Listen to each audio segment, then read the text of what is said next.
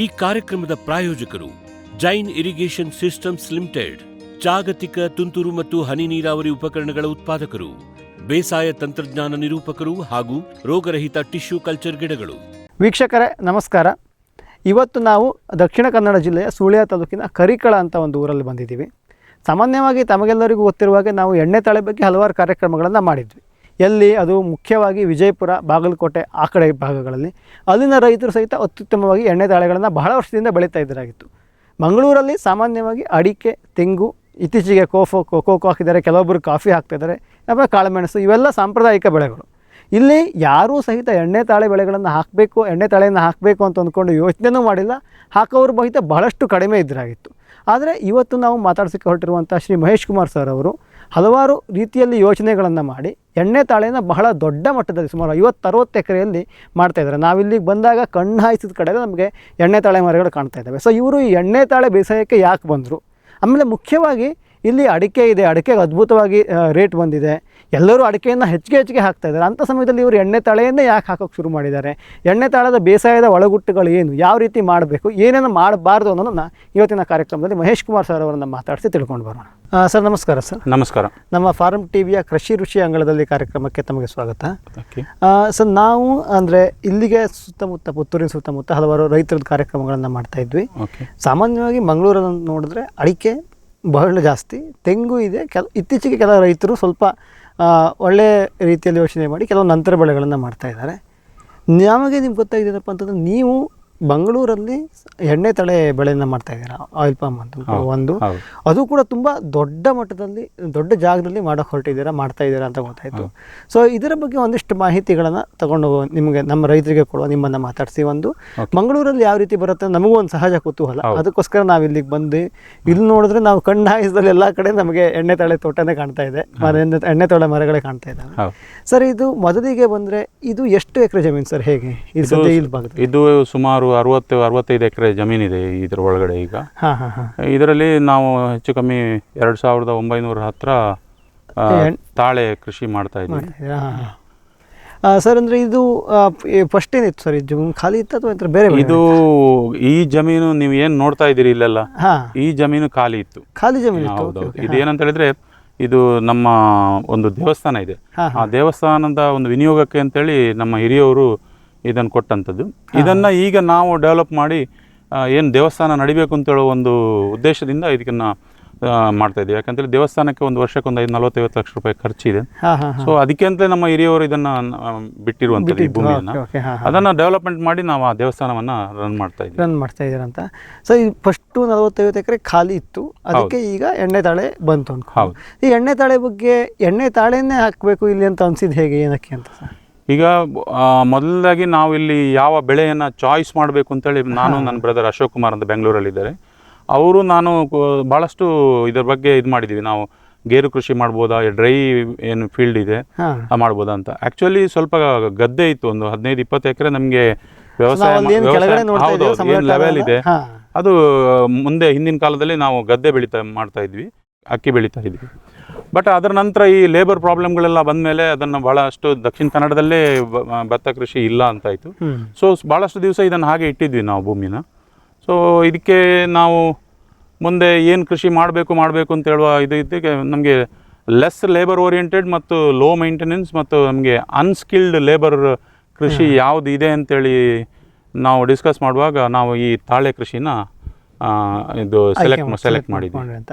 ಸರಿ, ಯಾಕೆ ತಾಳೆ ನಾನು ಕೇಳಿದ್ದೀನಿ ಅಂತಂದರೆ, ಸಾಮಾನ್ಯವಾಗಿ ಈಗ ಪರಿಸ್ಥಿತಿ ಹೆಂಗಿದೆ, ಅಡಿಕೆಗೆ ರೇಟ್ ಬಂದ ಮೇಲೆ ಅಂತಂದ್ರೆ 10 ಗುಂಟೆ ಜಾಗ ಸಿಕ್ಕಿದ್ರು ಅಲ್ಲಿ ಅಡಿಕೆ ಮಾಡ್ತಾರೆ. ಇಷ್ಟು ದೊಡ್ಡ ಜಾಗದಲ್ಲಿ ಅಡಿಕೆಗೆ ಹೋಗಿಲ್ಲ, ಯಾಕೆ ಸಾಂಪ್ರದಾಯಿಕವಾಗಿ ಅಡಿಕೆಗೆ ಯಾಕೆ ಹೋಗಿಲ್ಲ? ಏನು ನಮ್ಮ ಹತ್ರ ಅಡಿಕೆ ತೋಟ ಬೇಕಾದಷ್ಟು ಇದೆ ಇವಾಗಲೇ. ನಮ್ಮ ಹತ್ರ ಅಡಿಕೆ, ರಬ್ಬರು ಮತ್ತೆ ತೆಂಗು ಎಲ್ಲಾನು ಬೇರೆ ಬೇರೆ ಮಿಕ್ಸ್ಡ್ ಫಾರ್ಮಿಂಗ್ ಅಂತ ಹೇಳುವ ಕಾನ್ಸೆಪ್ಟ್ ಅಲ್ಲಿ ಕೊಕ್ಕೋ, ಕರಿಮೆಣಸು ಎಲ್ಲಾನು ಇದೆ ನಮ್ಮ ಹತ್ರ.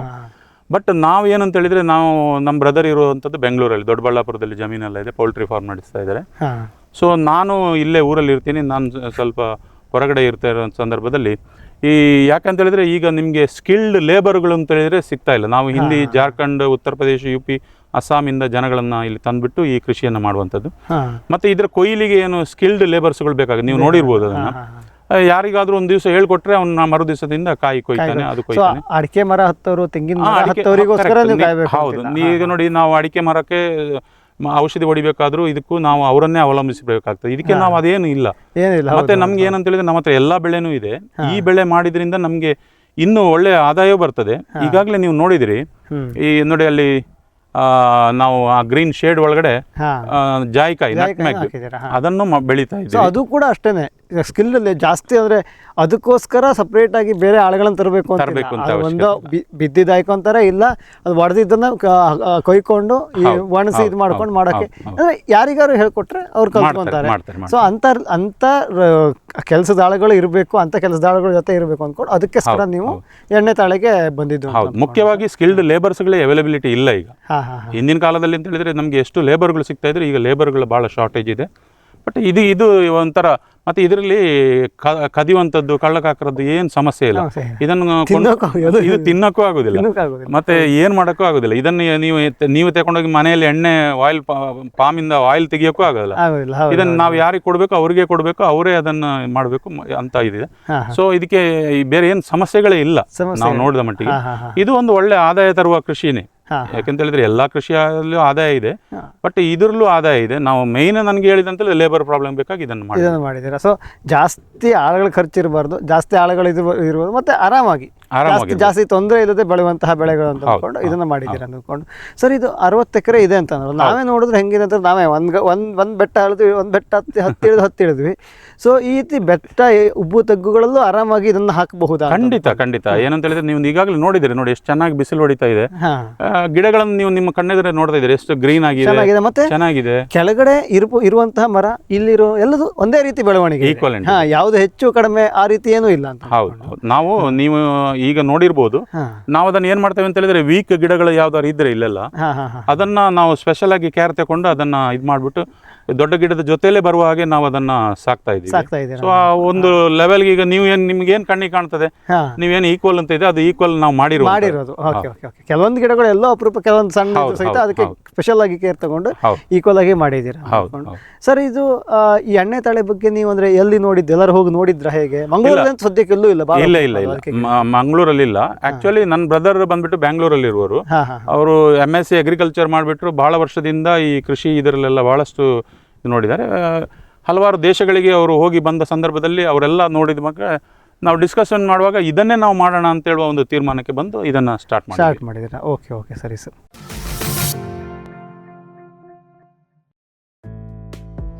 ಫಾರ್ಮಿಲಿ ನರ್ಸರಿ, ರೋಗರಹಿತ ಪಣಿಯೂರು 1, 2, 4, 5 ತೇವಂ ಕಾಳು ಮೆಣಸು, ಅಧಿಕ ಇಳುವರಿಯ ಚಂದ್ರಗಿರಿ, F1, ಹೇಮಾವತಿ, ಸೀಂಟುಆರ್, ಡ್ವಾರ್ಫ್ ರೋಬಸ್ಟಾ ಕಾಫಿ ಗಿಡಗಳು, ಕ್ಯಾಡ್ಬರಿ F1 ಹೈಬ್ರಿಡ್ ಕೋಕೋ ಸಸಿಗಳು, ಕಸಿ ಜಾಯಿಕಾಯಿ, ಏಲಕ್ಕಿ, ಚಕ್ಕೆ, ಸಿಲ್ವರ್ ಓಕ್, ಅಡಿಕೆ, ಬಟರ್ ಫ್ರೂಟ್, ಹಲಸು ಮುಂತಾದ ಹಣ್ಣಿನ ಗಿಡಗಳು. ಕಳಂಕರಹಿತ ಬಹುಕಾಲ ಸೇವೆ ನಮ್ಮ ಗುರಿ. Farmily nursery. ವಿಶ್ವದಾದ್ಯಂತ ಪೇಟೆಂಟ್ ಪಡೆದ ನ್ಯಾನೋ ತಂತ್ರಜ್ಞಾನದಲ್ಲಿ ತಯಾರಾದ ನೂವಾಲ್ಗಿ ದ್ರಾವಣ. ನೂವಾಲ್ಗಿ ಉಪಯೋಗಿಸಿದ ಮೇಲೆ ತುಂಬಾ ಇಳುವರಿನೂ ಬಂದಿದೆ. ಕಾಳು ಮೆಣಸಿಗಂತೂ ಬಹಳ ಚೆನ್ನಾಗಿ ಬರುತ್ತೆ. ರೇಷ್ಮೆ ಎಲೆನೂ ಚೆನ್ನಾಗಿ ಬರ್ತದೆ. ಗಿಡಗಳು ತುಂಬಾ ಚೆನ್ನಾಗಿ ಬೆಳವಣಿಗೆ ಆಯಿತು. ಯಾವುದೇ ರಾಸಾಯನಿಕ ಅಥವಾ ವಿಶೇಷ ಗೊಬ್ಬರಗಳ ಗೊಡವೆ ಇಲ್ಲದೆ ಎಲ್ಲ ಬೆಳೆಗಳಲ್ಲಿ ಉತ್ತಮ ಗುಣಮಟ್ಟದ ಅಧಿಕ ಫಸಲನ್ನು ಪಡೆಯಿರಿ. ಯಾವಾಗಲೂ ನನ್ನ ಇರೋವರೆಗೂ ನೀವು ಅಲ್ಲಿಗೆ ಅಂತೂ ಬಿಟ್ಟು ಬಾಳಲ್ಲ ಅಂತ ಒಂದು ಭರವಸೆ ಕೊಡ್ತೀನಿ. ಬ್ಯಾರಿಕ್ ಸೆಂಟರ್ ಫೆರ್ಮೋನ್ ಟ್ರಾಪ್ಸ್ನೊಂದಿಗೆ ರೇನೋಸಾರಸ್ ದುಂಬಿ ಮತ್ತು ಕೆಂಪು ಮೂತಿ ಹುಳುಗಳಿಂದ ತೆಂಗು, ತಾಳೆ, ಅಡಿಕೆ ಮರಗಳ ಸಂರಕ್ಷಣೆ. ತರಕಾರಿ ಮತ್ತು ಹಣ್ಣಿನ ಬೆಳೆಗಳಲ್ಲಿ ಹಣ್ಣಿನ ನೊಣಗಳ ನಿಯಂತ್ರಣಕ್ಕೆ ಬ್ಯಾರಿಕ್ ಸ್ಕ್ಯಾಚ್ ಫ್ರೂಟ್ ಫ್ಲೈ ಹಾಗೂ ವೆಜಿಟೇಬಲ್ ಫ್ಲೈ ಟ್ರ್ಯಾಪ್. ರಸ ಹೀರುವ ಕೀಟಗಳನ್ನು ಹಿಡಿಯಲು ಬಣ್ಣದ ಕ್ರೋಮ್ಯಾಟಿಕ್ ಸ್ಟಿಕ್ಕಿ ಟ್ರ್ಯಾಪ್ಸ್. ಪೇಟೆಂಟ್ ಹೊಂದಿದ ತಂತ್ರಜ್ಞಾನ, ದೀರ್ಘಕಾಲದವರೆಗೂ ಬಾಳಿಕೆ. ಕೀಟನಾಶಕಗಳಿಗೆ ಪರ್ಯಾಯ, ಪರಿಸರಕ್ಕೆ ಪೂರಕ. ಸುಸ್ಥಿರ ಸಾವಯವ ಕೃಷಿಗಾಗಿ ಬ್ಯಾರಿಕ್ಸ್. ಫ್ಯೂಚರ್ ಬಯೋಟೆಕ್ ಸಾವಯವ ಕೃಷಿಯ ವೇಗವರ್ಧಕ. ಪೋಷಕಾಂಶ ಪೂರೈಕೆಗೆ NPK ಕಲ್ಚರ್, ವ್ಯಾಮ್, PSP ಮತ್ತು KMB. ಜೈವಿಕ ರೋಗ ಕೀಟ ನಿಯಂತ್ರಣಕ್ಕೆ ಟ್ರೈಕೋಡರ್ಮಾ, ಸೂಡೋಮೊನಾಸ್. ಸಾವಯವ ಗೊಬ್ಬರ ಉತ್ಪಾದನೆಗೆ ಕಾಂಪೋಸ್ಟ್ ಕಲ್ಚರ್. ಹೂವು ಕಾಯಿ ಉದುರುವ ಸಮಸ್ಯೆಗೆ ಕಾಮಧೇನು ಮತ್ತು ಸತ್ವ. ಮಣ್ಣಿನ ಆರೋಗ್ಯ ವೃದ್ಧಿಗೆ future biotech, Dharwad. Jain irrigation systems limited, ಭಾರತದ ಹನಿ ನೀರಾವರಿ ತಂತ್ರಜ್ಞಾನದ ಪ್ರಥಮ ಪ್ರವರ್ತಕ, ಜಗತ್ತಿನ ಅತಿ ದೊಡ್ಡ ಸ್ಪ್ರಿಂಕ್ಲರ್ಸ್ ಉತ್ಪಾದಕ ಕಂಪನಿ. ಸಂರಕ್ಷಿತ ಕೃಷಿಯಲ್ಲಿ ಹಸಿರು ಮನೆಗಾಗಿ ಮಿಸ್ಟರ್, ಫಾಗರ್, ಫ್ಯಾನ್ ಮತ್ತು ಪ್ಯಾಡ್ ಹಾಗೂ ನೆರಳು ಮನೆ, ಸ್ವಯಂ ಚಾಲಿತ ನೀರಾವರಿ ವ್ಯವಸ್ಥೆ ಮತ್ತು ರಸಾವರಿ ತಂತ್ರಜ್ಞಾನ. ಕೃಷಿಯಲ್ಲಿ ನೀರಿನ ಸಮರ್ಪಕ ಬಳಕೆ ಹಾಗೂ ಉಳಿತಾಯಕ್ಕೆ ಮತ್ತೊಂದು ಹೆಸರು ಜೈನ್.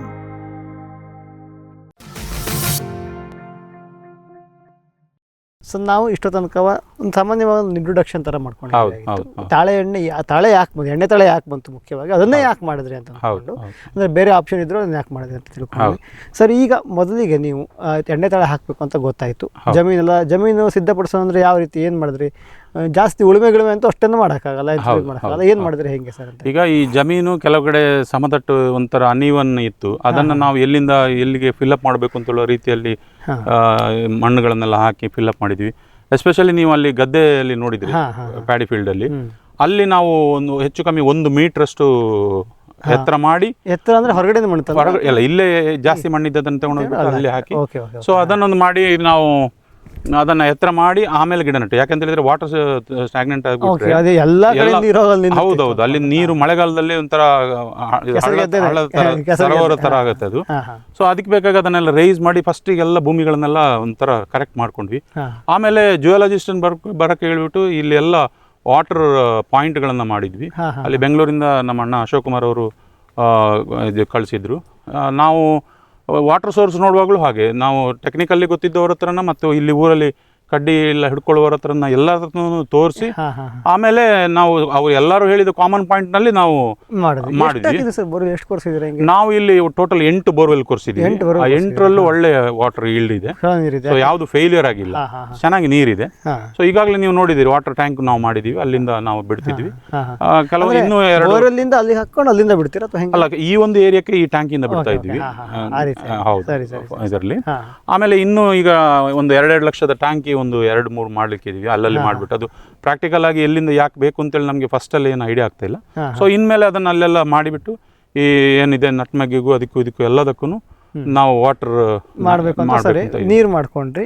ಇಲ್ಲಿ ಗುಂಡಿ ಹೇಗೆ ತೋಡಿದ್ರಿ, ಎಷ್ಟಕ್ಕೆ ತೋಡಿದ್ರಿ? ಇಲ್ಲಿ ನೀವು ನೋಡಿರ್ಬೋದಾ, ಸಣ್ಣ ಇದಿದೆಲ್ಲ ಎಸ್ಕವೇಟರ್ ಚಿಕ್ಕದು ಸ್ಮಾಲ್, ಅದರಲ್ಲಿ ನಾವು ಇದನ್ನೆಲ್ಲ ರೆಡಿ ಮಾಡ್ಕೊಂಡ್ವಿ. ಇದನ್ನು ನೀವು ನೋಡಿದಾಗ ಇದನ್ನು ಎಲ್ಲಿ ಗಿಡ ಬರುತ್ತೆ ಅಲ್ಲಿ ಚೆನ್ನಾಗಿ ಅಗದು ಕ್ಲೀನ್ ಆಗಿ ಮಾಡಿಬಿಟ್ಟು ಅದಕ್ಕೆಲ್ಲ ಗೊಬ್ಬರ ಎಲ್ಲ ಹಾಕಿ ಒಂದು ಸ್ವಲ್ಪ ದಿವಸ ಬಿಟ್ಟು ಅದನ್ನು ಆಮೇಲೆ ನಾವು ಈ ಗಿಡವನ್ನ ನಾಟಿ ಮಾಡಿದ್ವಿ. ಸರ್, ಗಿಡ ಎಲ್ಲಿಂದ ತಂದ್ರೆ? ಈಗ ಸಾಮಾನ್ಯ ಅಂದ್ರೆ ರೈತರಿಗೆ ಎಣ್ಣೆ ತಾಳೆಯನ್ನ ಪ್ರಮೋಟ್ ಮಾಡಬೇಕು ಅಂದ್ಕೊಂಡು ಸರ್ಕಾರ ಅಥವಾ ಕಂಪ್ನಿಗಳು, ಕಾಮನ್ ಆಗಿ 3F ಕಂಪನಿ ಉಚಿತವಾಗಿ ಗಿಡ ಕೊಡ್ತಾ ಇದ್ದಾರೆ. ನೀವು ಅದು ಆ ರೀತಿಯಾಗಿ ತಂದ್ರೆ ಅಥವಾ? ನಾವು 3F ಕಂಪನಿಯಿಂದ ಬಂದಿದ್ವಿ. ಪ್ರಶಾಂತ್ ಅಂತ ಬಿಟ್ಟು ಅದರ ಇದು ಬಂದ್ಬಿಟ್ಟು ನಮಗೆ ಗೈಡೆನ್ಸ್ ಎಲ್ಲ ಕೊಟ್ಟರು. ಆಮೇಲೆ ನಮ್ಮ ಬ್ರದರ್ ಇದ್ರ ಬಗ್ಗೆ ಬಹಳಷ್ಟು ಸ್ಟಡಿ ಮಾಡಿಬಿಟ್ಟೆ ಇದನ್ನ ಮಾಡಿರುವಂತದ್ದು.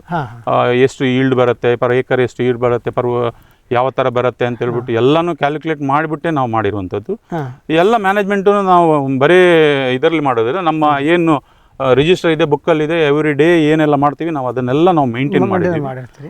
ಈವನ್ ನಾವು ನೋಡಿ ಈಗ ನಿಮ್ಮ ಎದುರುಗಡೆ ಇದ್ದೀವಿ ನಾವು ನೋಡಿ 282 ನಂಬರ್ ಇದೆ ಇಲ್ಲಿ. ಸೊ ಈ 282 ನಂಬರ್ ಅಂತ ಹೇಳಿದ್ರೆ ಈಗ ಆಲ್ಮೋಸ್ಟ್ 1000 ಹತ್ರ ಇಲ್ಲಿ ಗಿಡಗಳು ಈಗ ಈಲ್ಡಿಂಗ್ ಬರ್ತಾ ಇದೆ, ಫಸ್ಟ್ ಬ್ಯಾಚ್. ಸೊ ಈ ಫಸ್ಟ್ ಬ್ಯಾಚ್ ಈಲ್ಡಿಂಗ್ನಲ್ಲಿ ನಾವು ಪ್ರತಿ ಗಿಡದಲ್ಲಿ ನೋಡಿ ಇವತ್ತು ಈಗ ಕಾಯಿ ಇದೆ, ಇನ್ನೊಂದು 15 ದಿವಸದಲ್ಲಿ ಇದು ಕೊಯ್ಯಕ್ಕೆ ರೆಡಿ ಇದೆ. ಸೊ ಇದು ಕೊಯ್ದ ತಕ್ಷಣ ಇದ್ರ ಅಡಿಗಳಲ್ಲೇ ತಗೊಂಡ್ಬಂದು ನಾವು ವೇಯಿಂಗ್ ಸ್ಕೇಲ್ ಇಟ್ಬಿಟ್ಟು ಈ ಗಿಡದಲ್ಲಿ ಎಷ್ಟಾಗಿದೆ ಈಲ್ಡ್ ಬಂದಿದೆ, ಯಾಕೆ ಇದನ್ನು ನಾವು ಮಾಡ್ತಾ ಇದ್ದೀವಿ ಅಂತ ಹೇಳಿದ್ರೆ ಮುಂದಿನ ದಿನಗಳಲ್ಲಿ ಯಾವ ಗಿಡದಲ್ಲಿ ಈಲ್ಡ್ ಕಡಿಮೆ ಇದೆ ಅದಕ್ಕೆ ಮತ್ತೆ ಏನು ಪೋಷಕಾಂಶಗಳು ಕಡಿಮೆ ಇದೆ ಅಂತ ನೋಡಿಕೊಂಡು ಅದಕ್ಕೆ ನಾವು ಬೇಕಾದಷ್ಟು ಕೊಟ್ಟು ನಾವು ಇದು ಮಾಡ್ತಾ ಇದ್ವಿ. ನೀವೆಲ್ಲ ನೋಡಿರ್ಬೋದು ಇಲ್ಲಿ ಭೂಮಿಗಳಲ್ಲೆಲ್ಲ ಪ್ರತಿ ಸತಿ ನಾವು ಗೊಬ್ಬರ ಹಾಕುವಾಗ ಸ್ವಲ್ಪ ಅಗದು ಬಿಟ್ಟೆ ಗೊಬ್ಬರ ಹಾಕ್ತೀವಿ. ಯಾಕಂತ ಹೇಳಿದ್ರೆ ನಿಮ್ಗೆ ದಕ್ಷಿಣ ಕನ್ನಡದಲ್ಲಿ ಹೆವಿ ರೈನ್ ಇದೆ, ಸೊ ಈಗಾಗಲೇ ಒಳ್ಳೆ ಮಳೆ ಬಂದ್ಬಿಡ್ತೇ. ಈಗ ಗಿಡನ ನೀವು ಅಂದ್ರೆ ಎಲ್ಲಿಂದ ತಂದ್ರಿ? ಅಂದ್ರೆ ದುಡ್ಡು ಕೊಟ್ಟೆ ತಂದ್ರು? ಇಲ್ಲ, ನಾವು ಹಾರ್ಟಿಕಲ್ಚರ್ ಡಿಪಾರ್ಟ್ಮೆಂಟ್ ಮುಖಾಂತರ ಅದು 3F ಕಂಪನಿಯಿಂದ ಉಚಿತವಾಗಿ ಗಿಡ ಕೊಡ್ತಾ ಇದ್ದಾರೆ, ಗೈಡೆನ್ಸು ಕೊಟ್ಟಿದ್ದಾರೆ, ಎಲ್ಲ ಮಾಡಿದ್ದಾರೆ. ಮತ್ತೆ ಸೂಪರ್ವಿಷನ್ಗೂ ಅವ್ರು ಬರ್ತಾ ಇರ್ತಾರೆ. ಸರ್, ಇದು ನಾಟಿ ಯಾವ ಸಮಯದಲ್ಲಿ ಮಾಡಿದ್ರಿ? ಅಂದ್ರೆ ಜೂನಲ್ಲಿ ಕಾಮನ್ ಆಗಿ ಮಾಡ್ತಾರೆ, ಬಟ್ ಇಲ್ಲಿ ಜೂನಲ್ಲಿ ಮಳೆ ಜಾಸ್ತಿ ಅಲ್ಲ, ಅದಕ್ಕೆ ನಾವು ಸ್ವಲ್ಪ ಮಳೆ ಕಡಿಮೆ ಇರುವ ಹೊತ್ತಿನಲ್ಲಿ ಇದನ್ನು ನೋಡಿಕೊಂಡು ನಾವು ಮಾಡಿದ್ವಿ. ಬೇರೆ ಬಯಲು ಪ್ರದೇಶದಲ್ಲಿ ಆದ್ರೆ ನಿಮ್ಗೆ ಯಾವಾಗ ಬೇಕಾದ್ರೆ ನಾಟಿ ಮಾಡ್ಬೋದು, ಇರಿಗೇಷನ್ ಮಾಡ್ಬೋದು, ಬಟ್ ಇಲ್ಲಿ ಆ ಥರ ಆಗಲ್ಲ. ಬಟ್ ಅದನ್ನ ನೋಡ್ಕೊಂಡು ನಾವು ಟೈಮ್ ನೋಡ್ಕೊಂಡು ಅದನ್ನ ಮಾಡಿದ್ವಿ. ಸರ್, ಅಂತರ ಎಷ್ಟು ಕೊಟ್ಟು ಸರ್ ಒಂದು ಗಿಡದಿಂದ? ಇದು ಒಂದು ಗಿಡದಿಂದ ಒಂದು ಗಿಡಕ್ಕೆ 30 ಅಡಿ ಇದೆ. 30 ಅಡಿ ಇದೆ. ಸೊ 30 ಅಡಿ ಅವರು ರೆಕಮೆಂಡೆಡ್. ನಾವು ಅದನ್ನು ಕಡಿಮೆ ಮಾಡಕ್ಕೆ ಹೋಗಿಲ್ಲ. ಕೆಲವು ಕೃಷಿಕರಿದ್ದಾರೆ ಸ್ವಲ್ಪ ಗಿಡ ಎಲ್ಲ ಹತ್ರ ಹಾಕಿ ಜಾಸ್ತಿ ಗಿಡ ಇಡಿಸುವ ಅಂತ ಹೇಳುವ ಒಂದು ಮನೋಭಾವದವರು ಇದ್ದಾರೆ. ಸೊ ನಾವು ಅದನ್ನು ಮಾಡಕ್ಕೆ ಹೋಗಿಲ್ಲ. ನಮ್ಗೆ ಯಾಕಂತ ಹೇಳಿದ್ರೆ ನಾನು ಬಹಳಷ್ಟು ಜನ ಫೇಲ್ಯೂರ್ ಆಗಿದೆ ನೋಡಿದ್ದೀವಿ. ಅಡಿಕೆ ಆಗಲಿ ಯಾವುದೇ ಕೃಷಿ ಆಗಲಿ ಹತ್ರ ಗಿಡ ಹಾಕೋದು ತುಂಬಾ ಆಗುತ್ತೆ ಅಂತ ಹೇಳುವ ಒಂದು ಇದಿದೆ. ಬಟ್ ನಾವು ಅದನ್ನು ಅವರ ಸ್ಪೆಸಿಫಿಕೇಶನ್ಗೆ ಸರಿಯಾಗಿ 30 ಕೊಟ್ಟಿದ್ರೆ ಆಮೇಲೆ ಹೆಂಗೆ ಕಾಮನ್ ಯಾವತ್ತು ಎಣ್ಣೆ ತಳೆ ಸಾಲು ಮಾಡೋದು ಹೆಂಗೆ 2 ಗಿಡ ಈ ಕಡೆ ಆದ್ರೆ ಒಂದು ನೆಕ್ಸ್ಟ್ ಗಾಳಿಂದ 2 ಮಧ್ಯ ಬರಬೇಕು ಆ ರೀತಿಯಾಗಿ ಈ ತ್ರಿಕೋನಾಕೃತಿಯಲ್ಲಿ ಮಾಡಿದ್ದೀರಾ. ಸೊ 30 ಅಡಿಗೆ ಕರೆಕ್ಟಾಗಿ ಅಷ್ಟೇ ಕೊಟ್ಟಿದ್ದೀರಾ, ಕಡಿಮೆ ಅಂತೂ ಕೊಡಲೇಬಾರ್ದು. ಇಲ್ಲ, ಕಡಿಮೆ ಕೊಡಬಾರ್ದು. ಇದರಲ್ಲೇ ಈಗ ಜಾಯಿಕಾಯಿನೂ ಹಾಕಿದ್ದೀರಾ, ಅದು ಗಿಡದ ನಡುವೆ ಒಂದೊಂದು ಹಾಕಿದ್ದೀರಾ. ಸರಿ, ಜಾಯಿಕಾಯಿ ಯಾಕೆ ಅದು ಗಿಡದ ಮಧ್ಯೆ ಹಾಕಿದೀವಿ ಅಂತ ಹೇಳಿದ್ರೆ ನೆಕ್ಸ್ಟ್ ಅದಕ್ಕೆ ಸ್ವಲ್ಪ ಶೇಡ್ ಬೇಕಾಗುತ್ತೆ, ಸೆಮಿ ಶೇಡ್ ಕ್ರಾಪ್ ಅದು. ಸೊ ಅದಕ್ಕೆ ಬೇಕಾಗಿ ನಾವು ಅದ್ರ ಮಧ್ಯದಲ್ಲಿ ಹಾಕಿದೀವಿ. ಈಗ ನಾವು ಟೆಂಪರರಿ ಆಗಿ ಆರ್ಟಿಫಿಷಿಯಲ್ ಶೇಡ್ ಕೊಟ್ಟಿದ್ದೀವಿ. ಅದಕ್ಕೆ ನಿಮ್ದು ಇದನ್ನ ಗ್ರೀನ್ ಶೀಟ್ ಹಾಕಿ ಮಾಡಿದ್ದೀರಾ, ಶೇಡ್ ನೆಟ್ಟನ್ನು. ಸರಿ ಸರ್, ಇದರದ್ದು ಗಿಡದ್ದಾಯ್ತು, ಅಂತರ ಆಯಿತು. ಈಗ ಮುಖ್ಯವಾಗಿ ನಾವು ನೋಡಿರೋದು ಎಣ್ಣೆ ತಾಳಿಗೆ ಏನಪ್ಪ ಅಂತಂದ್ರೆ ನೀರು ಅಂತ. ಈಗ ನೀರು ಅಕಸ್ಮಾತ್ ನೀರು ಗೊಬ್ಬರ ಎಲ್ಲ ಕಡಿಮೆ ಆದ್ರೆ ಬರೀ ಗಂಡು ಹೂ ಬಿಡುತ್ತೆ ಅಂತ ಅಂದ್ಕೊಂಡು ಬಿಟ್ಟಿದ್ದನ್ನು ಕೂಡ ಕೆಲವೊಂದು ಕಡೆ ನೋಡಿ ಇದೆ, ನಮ್ಮಲ್ಲೂ ಇದೆ. ನಿಮ್ದು ಕೂಡ ನೀರು ಕಡಿಮೆ ಆಗಿ ಗಂಡು ಬಂದಿದ್ದು ಇದೆ, ಮತ್ತೆ ನಾವು ಅದನ್ನ ಸರಿ ಮಾಡ್ಕೊಂಡಿದ್ದೀವಿ. ಸರ್, ನೀರು ಈಗ ನಿಮ್ಗೆ ನೀರಿಗೆ ನಾವು ನೋಡ್ತಾ ಇರೋದೇನಪ್ಪ ಅಂದ್ರೆ ಲ್ಯಾಟ್ರಲ್ ಡ್ರಿಪ್ ಎಳೆದಿದ್ದೀರಾ, ಅದು ಇಲ್ಲಿ ಬೇರೆ ತರ ಮಾಡಿದ್ದೀರಾ, ಅದು ಏನು ಹೇಗೆ ಸಿಸ್ಟಮ್ ಯಾವ ರೀತಿ? ಜೈನ್ ಅವ್ರದ್ದು ಇದು ಯೂಸ್ ಮಾಡಿದೀವಿ ನಾವು ಇಲ್ಲಿ. ಸೊ ಅದ್ ನೋಡಿ ನೀವು ಅಲ್ಲೆಲ್ಲ ನಾವು ಅದಕ್ಕೆ ಜೆಟ್ ಕೊಟ್ಟಿದೀವಿ, ಜೆಟ್. ಅದೊಂದೊಂದು ಗಿಡಕ್ಕೆ 2, 3 ಈ ತರ ಕೊಟ್ಟಿದೀವಿ ನಾವು.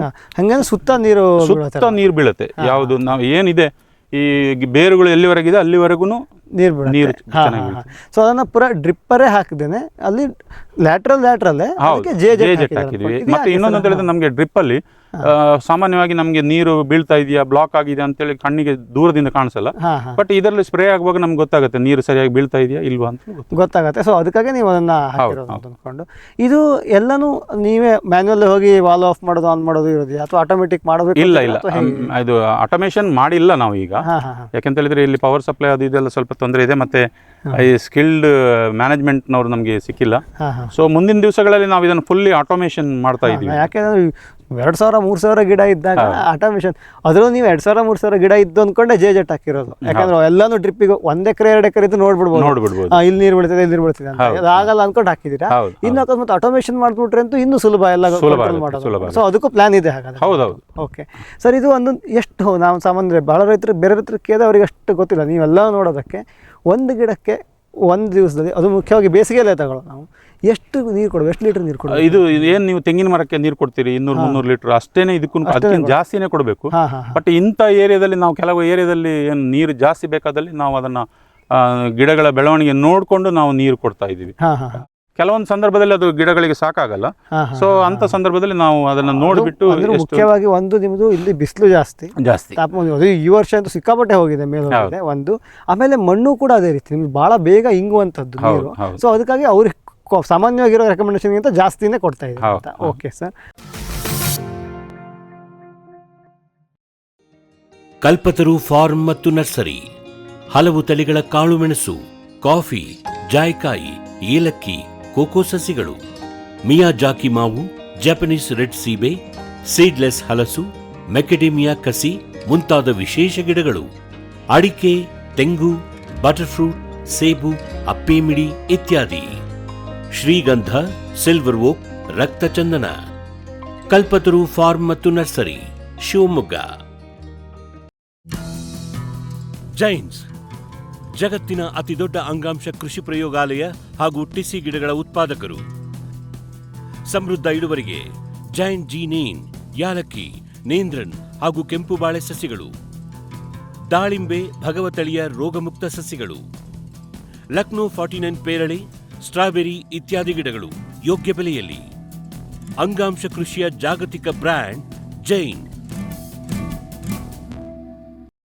ಗ್ರೀನ್ ಪ್ಲಾಸ್ಟ್ ISI ಪ್ರಮಾಣೀಕೃತ ಪರಿಶುದ್ಧ HDPE ಜಿಯೋ ಮೆಂಬ್ರೇನ್ ಪಾಂಡ್ ಲೈನರ್ಗಳು ಕೃಷಿ ಹೊಂಡ, ಕೆರೆ, ಕಾಲುವೆ, ಮೀನುಕೊಳ, ಸ್ಪಿರುಲಿನಾ ಹೊಂಡಗಳಿಗೆ ಬೇಕಾದ ಆಕಾರ ಮತ್ತು ವಿಸ್ತೀರ್ಣಗಳಲ್ಲಿ ಸರ್ಕಾರದ ಸಬ್ಸಿಡಿ ಯೋಜನೆಯಡಿ ಲಭ್ಯ. 100% ಪುನರ್ಬಳಕೆ, ಯುವಿ ಮತ್ತು ಒಡಕು ನಿರೋಧಕ, ಪಕ್ಕಾ ಜೋಡಣೆ, 5 ವರ್ಷಗಳ ಲಿಖಿತ ವಾರಂಟಿ. ಗ್ರೀನ್ ಪ್ಲಾಸ್ಟ್.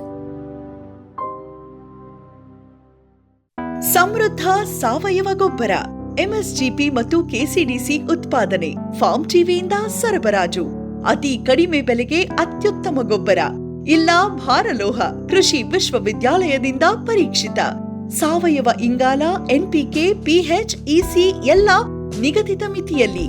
ಅಡಿಕೆ, ತೆಂಗು, ಬಾಳೆ, ಕಾಫಿ, ದಾಳಿಂಬೆ, ದ್ರಾಕ್ಷಿ, ಕಬ್ಬು, ಭತ್ತ, ಜೋಳ, ಹತ್ತಿ ಹೀಗೆ ಎಲ್ಲಾ ಬೆಳೆಗಳಿಗೂ ಪ್ರಶಸ್ತ. ಜೀವಂತ ಮಣ್ಣು, ಸಮೃದ್ಧ ಬೆಳೆ, ಅತ್ಯಧಿಕ ಲಾಭಕ್ಕೆ ಬಳಸಿ ಸಿಟಿ ಕಾಂಪೋಸ್ಟ್.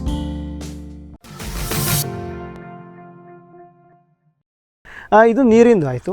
ಈಗ ಗೊಬ್ಬರದ್ದೇ ಬಂದರೆ ಅದನ್ನು ಕೂಡ ನೀವು ಸಾಮಾನ್ಯವಾಗಿ ಎಷ್ಟು ಕೊಡ್ತಾ ಇದ್ದೀರಾ, ಹೆಂಗೆ ಒಂದು ವರ್ಷಕ್ಕೆ? ನಾವು ಈಗ ತೆಂಗಿನ ಕೃಷಿಗೆ ಕೊಡುವ ಹಾಗೆ ಸ್ಟಾರ್ಟಿಂಗಲ್ಲೆಲ್ಲ ನಾವು 250 ಗ್ರಾಮ್ಸ್ ಕೊಡ್ತಾ ಇದ್ವಿ. NPK ಕೊಡ್ತಾ ಇದ್ವಿ. ಆಮೇಲೆ ನಾವು ಜಿಂಕ್, ಬೋರಾನ್, ಮ್ಯಾಗ್ನೀಸಿಯಮ್. ಆಮೇಲೆ ನಮ್ಮದು ಬೆಂಗಳೂರಲ್ಲಿ ನಮ್ಮ ಬ್ರದರ್ ಅವರು ಪೋಲ್ಟ್ರಿ ನಡೆಸ್ತಾ ಇದ್ದಾರೆ. ಸೊ ಪೋಲ್ಟ್ರಿ ಮೆನ್ಯೂರನ್ನು ನಾವು ಕೊಡ್ತಾ ಇದ್ವಿ. ಪೋಲ್ಟ್ರಿ ಮೆನ್ಯೂರ್ ಯಾವಾಗ ಕೊಡ್ತಿದ್ರಿ ಸರ್? ಸರ್ ಪೋಲ್ಟ್ರಿ ಮೆನ್ಯೂರನ್ನು ಈಗ ಕೊಟ್ಟಾಯ್ತು ಈಗಾಗಲೇ. ಈಗ ಒಂದು ತಿಂಗಳ ಹಿಂದೆ ನಾವು ಸಾಮಾನ್ಯವಾಗಿ ದೊಡ್ಡ ಮರಗಳಿಗೆ ಒಂದು 15ರಿಂದ 20 kg ವರೆಗೂ ಕೊಡ್ತೀವಿ ನಾವು. ಅದು ಹೇಗೆ ಸುಮ್ಮನೆ ಎರಚೋದಾ? ಇಲ್ಲ, ಯಾವ ಗೊಬ್ಬರವನ್ನು ನಾವು ಎರಚಲ್ಲ.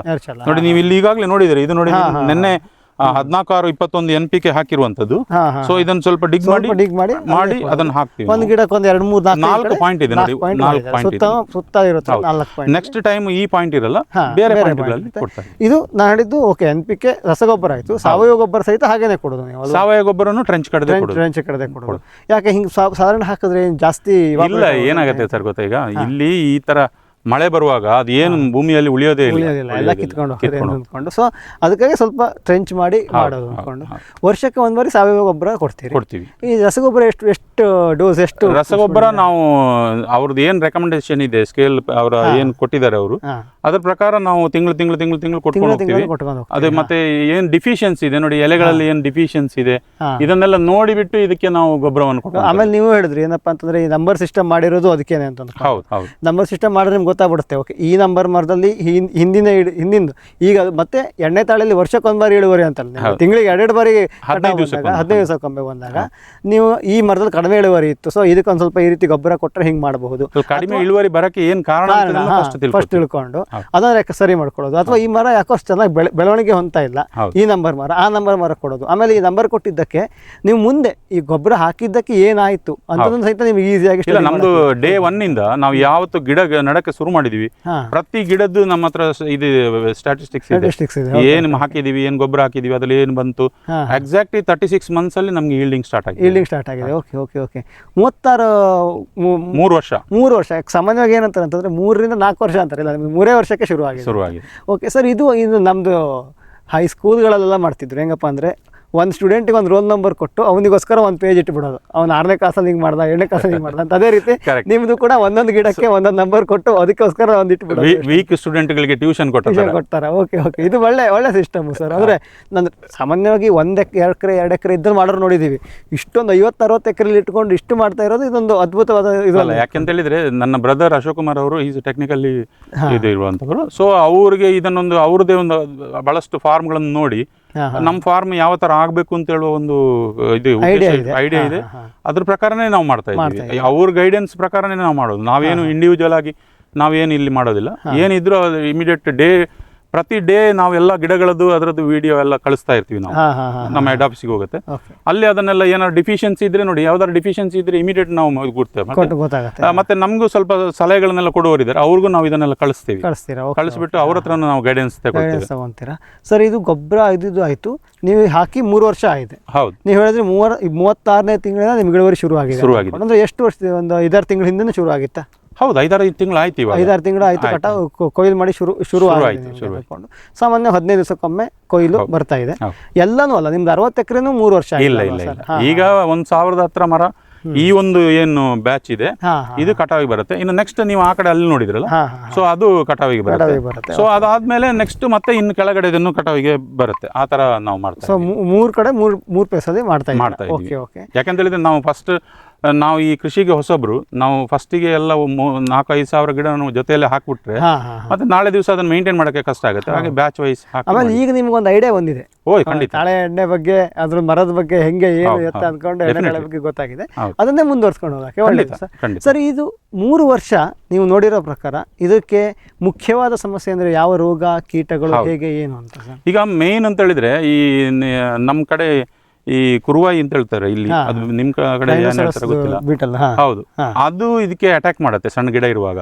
ಸೊ ಅದಕ್ಕೆ ನಾವು ಇಲ್ಲೆಲ್ಲ ನೋಡಿದ್ರಿ ನೀವು, ಟ್ರ್ಯಾಪ್ಗಳನ್ನ ಇಟ್ಟಿದ್ದೀವಿ ನಾವು, ಟ್ರ್ಯಾಪ್ಗಳನ್ನ ಇಟ್ಟಿದ್ದೀವಿ. ಆಮೇಲೆ ನಾವು ಅಲ್ಲಲ್ಲಿ ಬಕೆಟ್ಗಳಲ್ಲಿ ಈ ಹರಳಿ ಹಿಂಡಿ ಇದೆಯಲ್ಲ, ಅದನ್ನ ಇಟ್ಬಿಟ್ಟು ನಾವು ಅದಕ್ಕೆ ನೀರ್ ಹಾಕಿ ಒಂದು ವಾರಕ್ಕೊಂದ್ಸತಿ ಆ ನೀರನ್ನ ಅದೇ ಗಿಡದ ಬುಡಕ್ಕೆ ಹಾಕ್ತಿವಿ. ಸೊ ಅಲ್ಲಲ್ಲಿ ನಾವು ಇಡ್ತೀವಿ, ಅದರಲ್ಲಿ ಬಹಳಷ್ಟು ಬೀಳ್ತವೆ ಹುಳುಗಳು. ಆಮೇಲೆ ಆ ಟೈಮ್ನಲ್ಲಿ ನಾವು ಮೊನೋಸಿಲ್ ಅದೆಲ್ಲ ಸ್ಪ್ರೇ ಮಾಡ್ತಾ ಇರ್ತೀವಿ. ಈಗ ಈ ತರ ದೊಡ್ಡ ಆದ್ಮೇಲೆ ಅಷ್ಟೊಂದು ಪ್ರಾಬ್ಲಮ್ ಇಲ್ಲ, ಆದ್ರೂ ಅದರ ಚಿರಿಯನ್ನು ತಿನ್ನೋದು ಇಂಥದ್ದೆಲ್ಲ ಸಮಸ್ಯೆ ಇದೆ. ಕಂಡ ತಕ್ಷಣ ನಾವು ಸ್ಪ್ರೇ ಅನ್ನು ಮಾಡ್ತೀವಿ. ತುಂಬಾ ಇತ್ತ ಯಾವುದು ಇದರದ್ದು ಹಾವಳಿ ತುಂಬಾ ಇತ್ತ? ಇದೆ ಸಿಕ್ಕಾಪಟ್ಟೆ ಇದೆ. ಸ್ಟಾರ್ಟಿಂಗ್ ಅಲ್ಲಂತೂ ನೀವು ಮಕ್ಕಳನ್ನ ನೋಡ್ಕೊಂತಾರ ನೋಡ್ಕೋಬೇಕು. ಇದು ಒಂದಾಯ್ತು ಸರ್, ರೈನೋಸರಸ್ ದುಂಬಿ ಕಾಟ. ಮತ್ತೆ ರೋಗಗಳು ಯಾವ್ದಾದ್ರು ಬರ್ತಾವ? ಅದು ಮಾತ್ರ ರೋಗಗಳು ಅಂತೇಳಿ ಅಂತದೇನು ಬಂದಿಲ್ಲ ನಮ್ಗೆ, ಬಟ್ ಡಿಫಿಷಿಯನ್ಸಿ ನಮ್ಗೆ ಆಗಾಗ ಕಾಣ್ತಾ ಇರುತ್ತೆ. ಸಪೋಸ್ ಬೋರಾನ್ ಜಿಂಕ್, ಹೌದು, ಮ್ಯಾಗ್ನೀಸಿಯಂ ಡಿಫಿಷಿಯನ್ಸಿ ನಾವು ಎಲೆಗಳಲ್ಲಿ ಕಾಣ್ತೀವಿ. ಬಟ್ ಇದನ್ನೆಲ್ಲ ನಾವು ಈಗ ಆಲ್ರೆಡಿ ಇದು ಮೇಂಟೈನ್ ಮಾಡಿದೀವಿ. ಇಲ್ಲಿ ಅಂತ ಡಿಫಿಷಿಯನ್ಸಿ ಇಲ್ಲ ಇವಾಗ. ನಾವು ಈ ಮೊನೋಸಿಲ್ ಜೊತೆಯಲ್ಲಿ ಮೈಕ್ರೋನ್ಯೂಟ್ರಿಯೆಂಟ್ಸ್ ಸ್ಪ್ರೇಗಳನ್ನೆಲ್ಲ ಬಹಳಷ್ಟು ಸತಿ ಮಾಡಿದೀವಿ.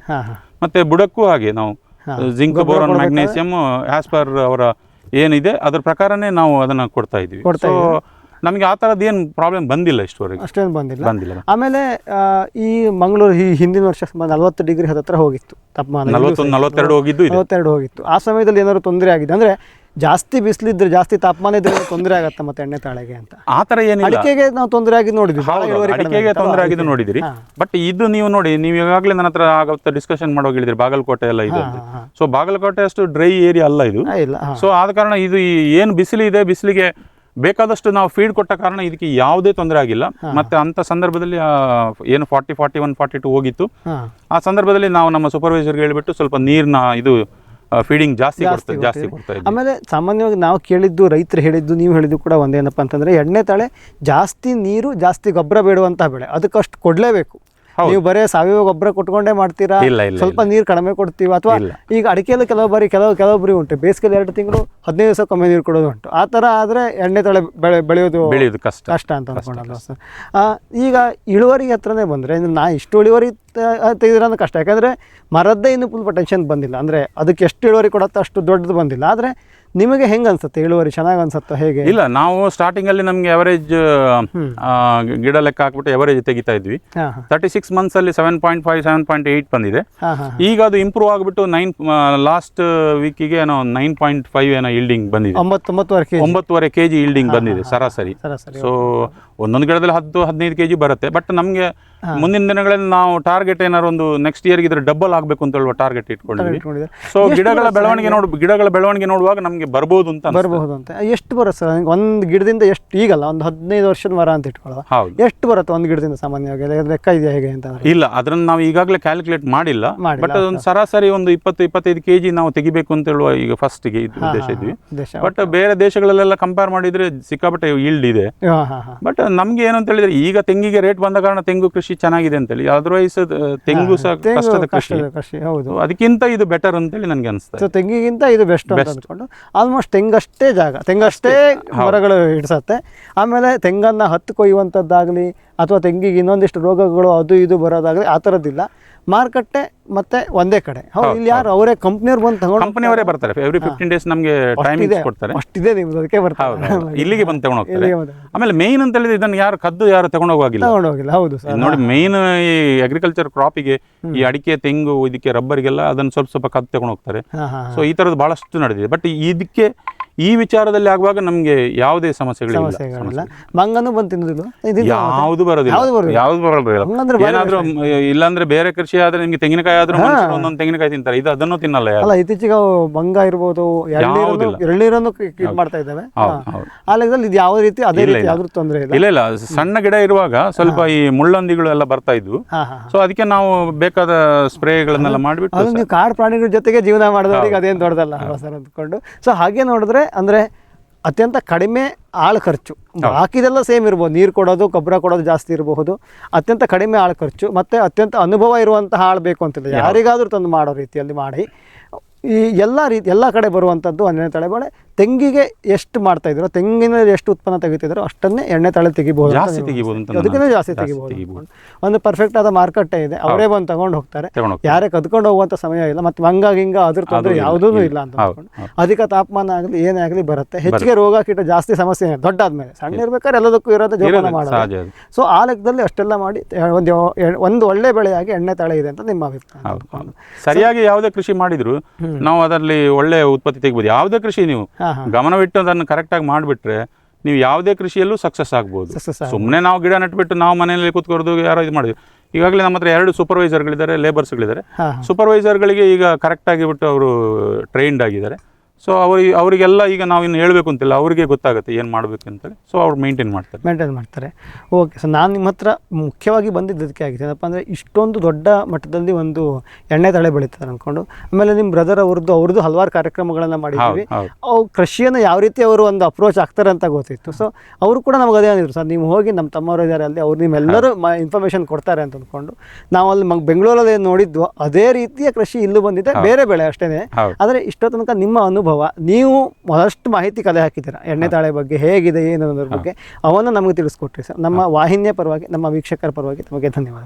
ನಮಸ್ಕಾರ ವೀಕ್ಷಕರೇ. ಇಷ್ಟೋ ತನಕ ನಮಗೆ ಮಹೇಶ್ ಕುಮಾರ್ ಸರ್ ಅವರು ಎಣ್ಣೆ ತಾಳೆ ಬೇಸಾಯದ ಬಗ್ಗೆ, ಅವರು ಇದಕ್ಕೆ ಯಾಕೆ ಬಂದರು, ಹೇಗೆ ಅನ್ನೋದ್ರ ಬಗ್ಗೆ ಮಾಹಿತಿ ಕೊಡ್ತಾಯಿದ್ರು. ಸಾಮಾನ್ಯವಾಗಿ ನಾವು ಅವ್ರ ತೋಟವನ್ನೇ ನೋಡಿದ್ರೆ ಅವರು ಪ್ರತಿಯೊಂದು ಎಣ್ಣೆ ತಾಳೆ ಮರಕ್ಕೆ ಒಂದೊಂದು ನಂಬರ್ ಕೊಟ್ಟಿದ್ದಾರೆ. ಈ ನಂಬರ್ ಕೊಟ್ಟಿರೋದು ಯಾಕೆ, ಈ ನಂಬರ್ ಕೊಟ್ಟು ಈ ರೀತಿಯಾಗಿ ಒಂದೊಂದು ಮರದ ಡಾಕ್ಯುಮೆಂಟ್ ಮಾಡೋದ್ರಿಂದ ಏನೆಲ್ಲ ಉಪಯೋಗವಾಗುತ್ತೆ, ಎಣ್ಣೆ ತಾಳೆ ಮರದಕ್ಕೆ ಬೇಕಾಗುವಂತಹ ನೀರಿರಬಹುದು, ಗೊಬ್ಬರ ಇರಬಹುದು, ಯಾವ ರೀತಿ ಇಳುವರಿ ಬರುತ್ತೆ, ಏನು ಎತ್ತ ಅನ್ನೋದ್ರ ಬಗ್ಗೆ ಹಲವಾರು ವಿಷಯಗಳ ಬಗ್ಗೆ ಅವರು ಕೂಡ ತಿಳ್ಕೊಳ್ತಾ ಇದ್ದಾರೆ. ಎಷ್ಟು ಅವ್ರಿಗೆ ಗೊತ್ತು ಅವಷ್ಟನ್ನು ನಮಗೆ ಇವತ್ತಿನ ಕಾರ್ಯಕ್ರಮದಲ್ಲಿ ತಿಳಿಸ್ಕೊಟ್ರು. ಇಷ್ಟೋ ತನಕ ಮಾಹಿತಿ ಕೊಟ್ಟಿದ್ದಕ್ಕೆ ಮಹೇಶ್ ಕುಮಾರ್ ಸರ್ ಅವರಿಗೆ ಧನ್ಯವಾದವನ್ನು ಹೇಳ್ತಾ ನಮ್ಮ ಇವತ್ತಿನ ಕಾರ್ಯಕ್ರಮವನ್ನು ಮುಗಿಸೋಣ. ನಮಸ್ಕಾರ. ಈ ಕಾರ್ಯಕ್ರಮದ ಪ್ರಾಯೋಜಕರು ಜೈನ್ ಇರಿಗೇಷನ್ ಸಿಸ್ಟಮ್ಸ್ ಲಿಮಿಟೆಡ್, ಜಾಗತಿಕ ತುಂತುರು ಮತ್ತು ಹನಿ ನೀರಾವರಿ ಉಪಕರಣಗಳ ಉತ್ಪಾದಕರು, ಬೇಸಾಯ ತಂತ್ರಜ್ಞಾನ ನಿರೂಪಕರು ಹಾಗೂ ರೋಗರಹಿತ ಟಿಶ್ಯೂ ಕಲ್ಚರ್ ಗಿಡಗಳು.